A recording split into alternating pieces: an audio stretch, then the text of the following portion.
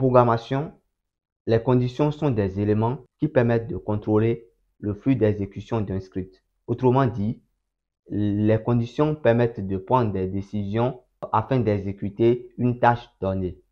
Par exemple, je suppose que vous avez créé un site et puis il y a une page de connexion.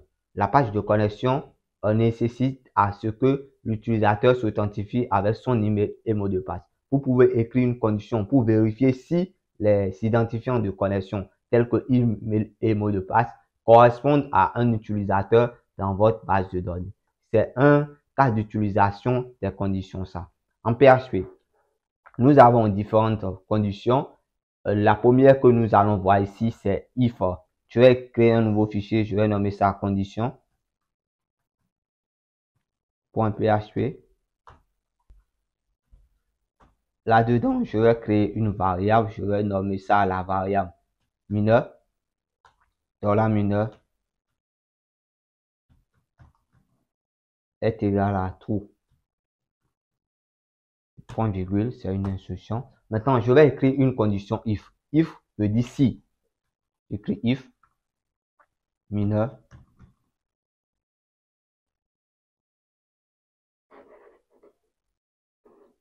j'ai écrit if $mineur et puis j'ai mis des accolades. À l'intérieur des accolades,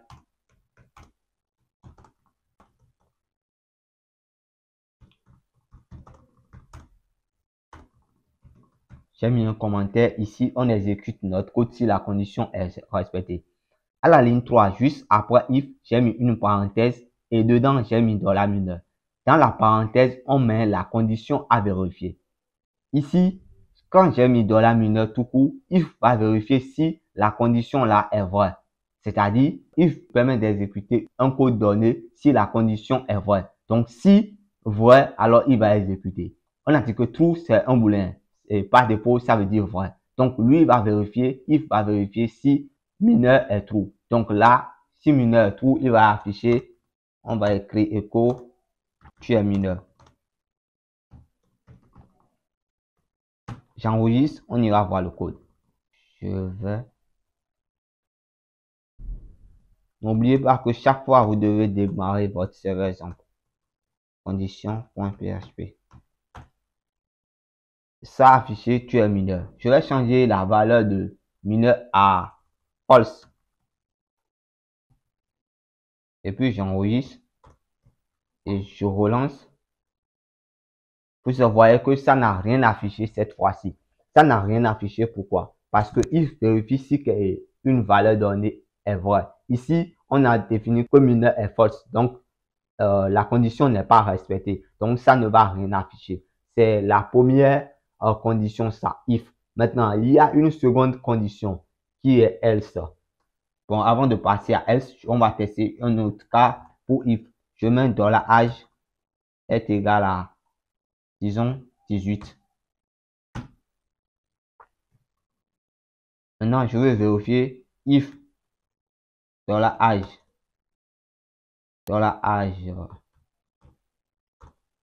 supérieur à 18 écho tu es majeur. Je change le texte cette fois-ci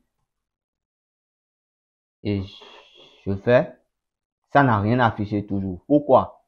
Parce que $âge, on a dit que $âge c'est 18 et maintenant âge, on a dit si âge est supérieur à 18. Là, âge est égal à 18, ce n'est pas supérieur à 18, donc ça n'affiche rien.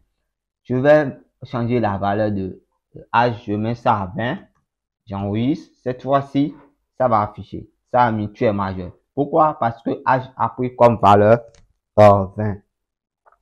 Je vais ajouter une autre condition. Je veux vérifier si $âge est égal à 20. En programmation, pour pouvoir vérifier l'égalité, on utilise deux fois le signe là. C'est pas, on n'utilise pas ce que je vais commenter à la ligne 8. On n'utilise pas ceci. Mais on utilise plutôt ce que j'ai mis à la ligne 9.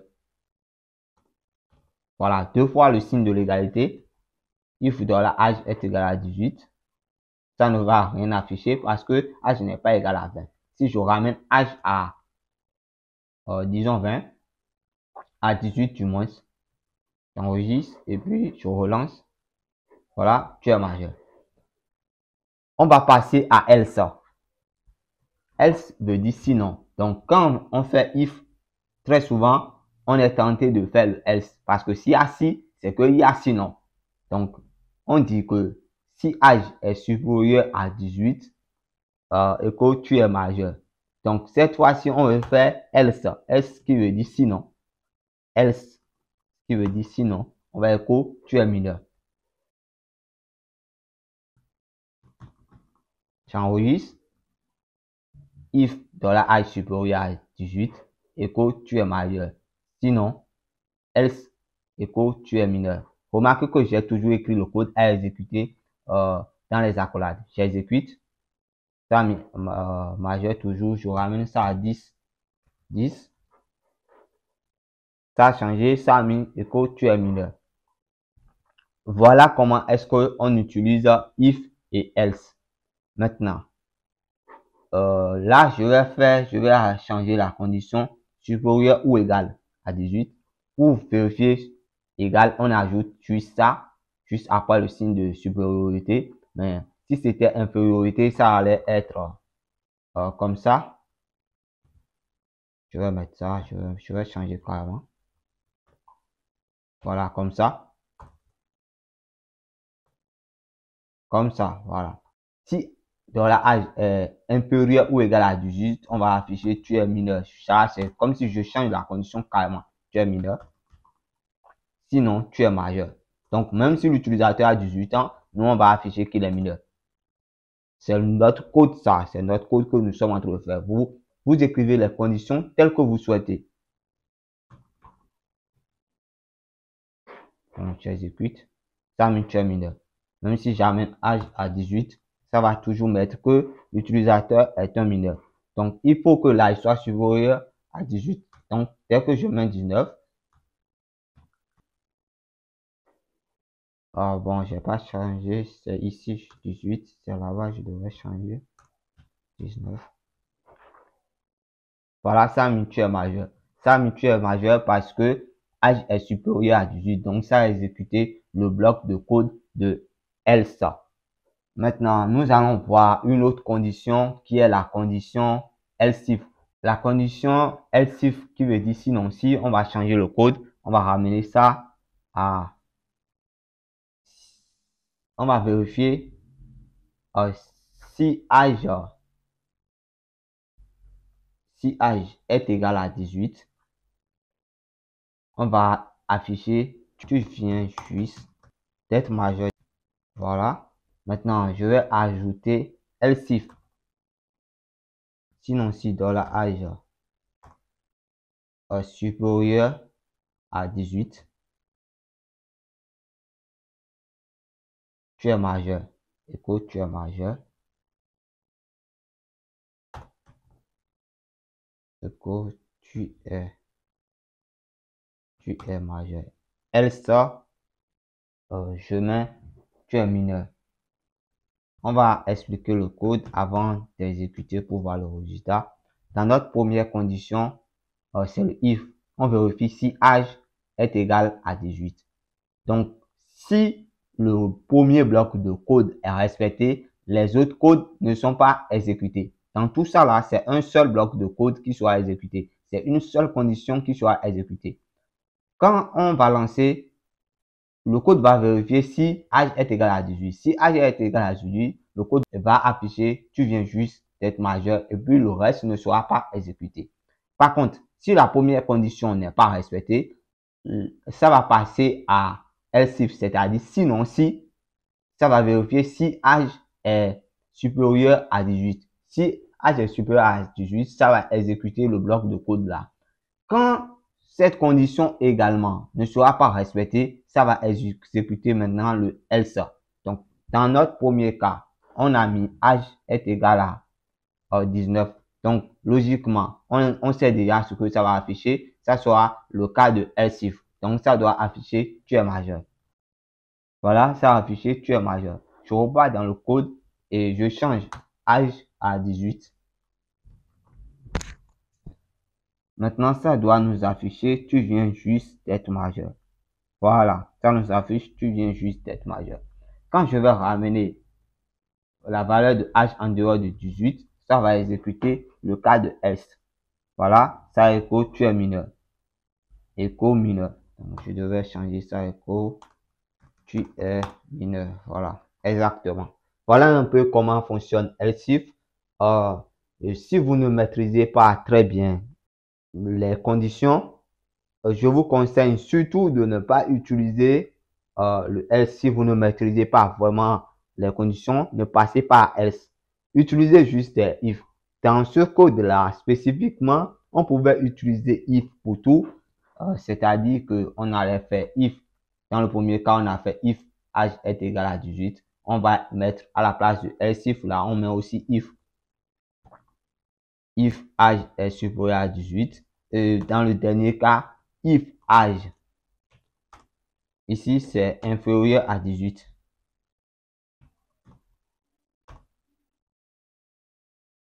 Voilà, cette condition revient à la même. On a juste utilisé des if. Mais ça, c'est quand vous ne maîtrisez pas très bien les conditions. Pour éviter de problèmes, vous utilisez juste des if. Mais si vous vous sentez à l'aise avec if, else, else if, donc vous pouvez les utiliser. Ça va vous permettre d'aller plus vite. Voilà tout concernant les conditions. En dehors des conditions qui permettent d'effectuer les contrôles dans les langages de programmation, nous avons également les boucles. Les boucles, quant à elles, permettent de répéter une action donnée tant qu'une condition est vraie. Je vais créer un nouveau fichier appelé boucle.php.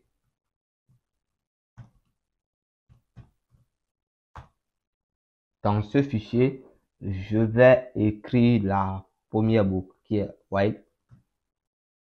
While qui permet de répéter une action donnée tant que la condition est vraie. While veut dire tant que. Donc, dans while, je vais mettre, en gros, avant while, je vais mettre $i est égal à 0. Je crée une variable nommée i à laquelle j'attribue la valeur 0. Je vais mettre while i inférieur à 10, écho $i. Et juste après $i, je vais mettre $i plus plus.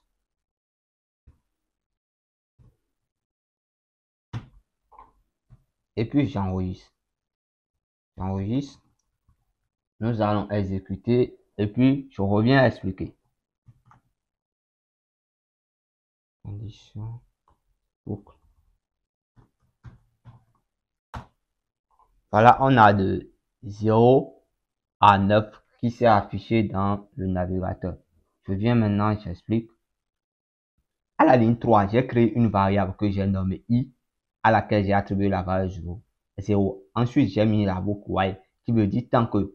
Et dans la condition que la boucle va vérifier, c'est si $i est inférieur à 10. Donc, la première fois où on exécute le code $i est inférieur à 10 parce que $i a pour valeur 0. Donc, c'est vrai là. Alors, la boucle va exécuter le bloc de code. Le bloc de code là, c'est écho $i. Donc, c'est pour ça que la première chose qui s'est affichée dans notre navigateur, c'est 0. Donc, ça a affiché la première valeur de $i.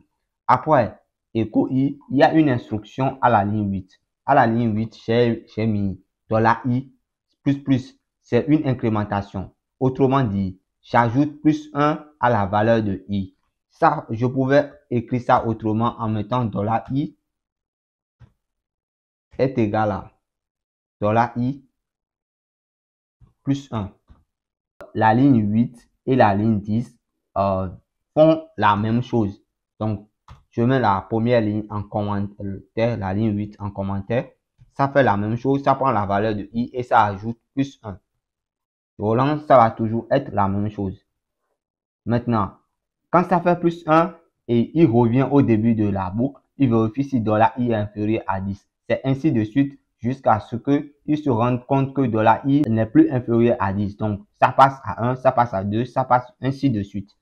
C'est la première boucle, ça. Tant que ça peut nous être utile dans plusieurs cas. Je vais aborder une autre boucle qui est do while. La boucle do while est un peu comme while, mais on va voir la différence. Donc, je vais mettre $i est toujours là-bas. Je vais mettre do. Je mets echo i, echo $i et while $i. C'est une instruction. C'est une instruction do i echo $i.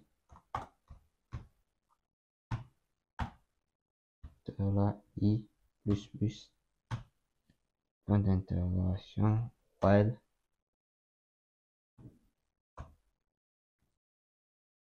$i inférieur à 10.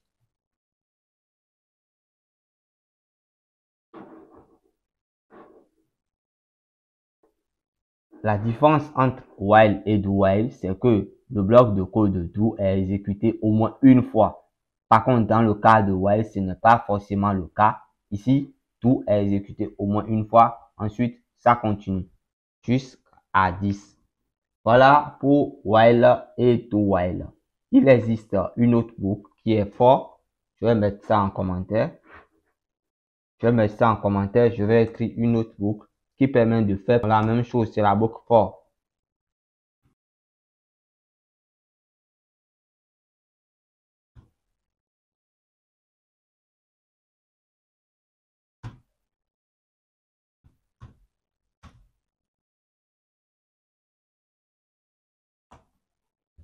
Là, je n'ai plus besoin de i en haut. Avec la boucle for, le i est dedans. Je vais mettre echo $i. Voilà la boucle for.